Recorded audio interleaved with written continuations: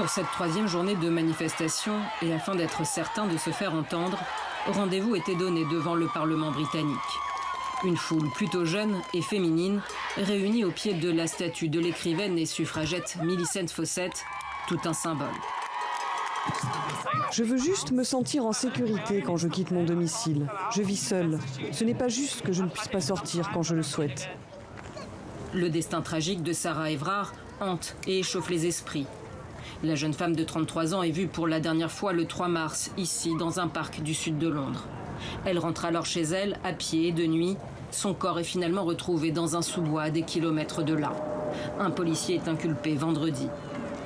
Samedi, lors d'un rassemblement pour lui rendre hommage, la police intervient de façon musclée pour faire respecter les mesures sanitaires toujours en vigueur. Les images de cette femme à terre et menottée provoquent un tollé.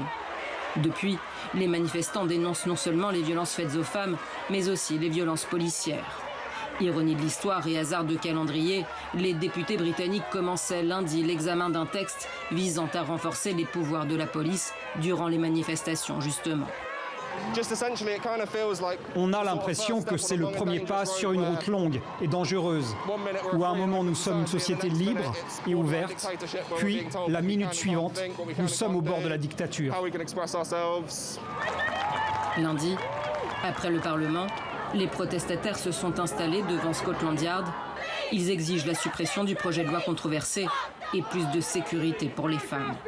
Au Royaume-Uni, depuis 2016, moins de 6% des viols signalés ont été suivis d'une condamnation.